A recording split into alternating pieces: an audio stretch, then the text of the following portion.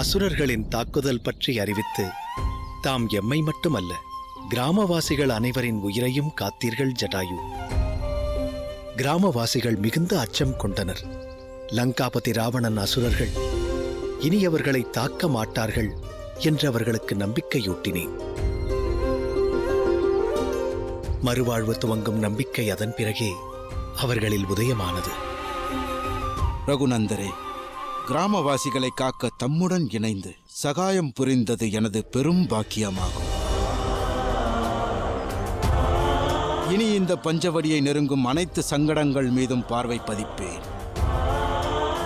அசுர நடமாட்டத்தை விழிகளில் கண்டால் அக்கணமே தம்மிடம் தெரிவிப்பேன்.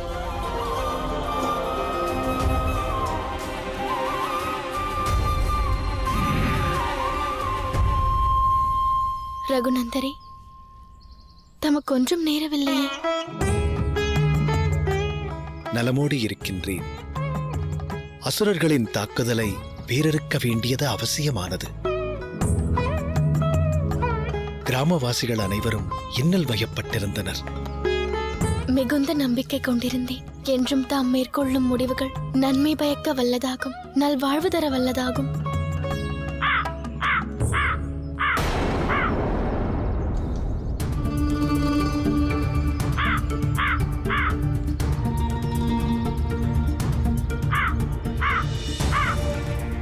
கிராமவாசிகளுடைய நல்வாழ்வினை தாங்கள்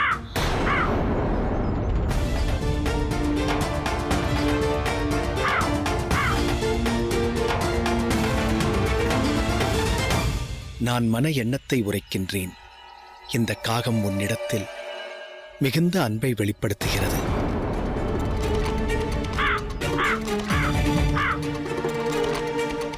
அதன் அன்பின் வடிவமான நீ என்னிடத்தில் உரையாடுவதை அது விரும்பவில்லை.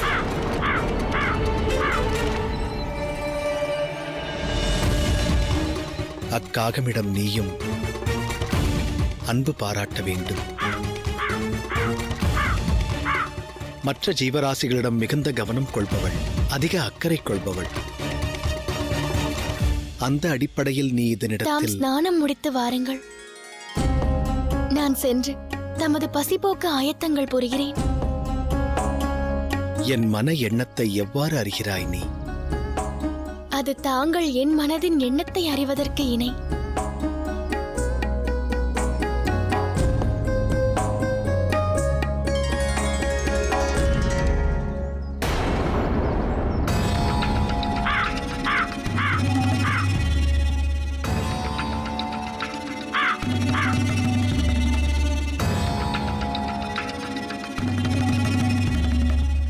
அண்ணியாரே, தமையனது செயலால் கிராமவாசிகள் நிம்மதி அடைந்தனர். மிகவும் பசிக்கின்றது. நீயும் ஸ்நானம் முடித்து வா.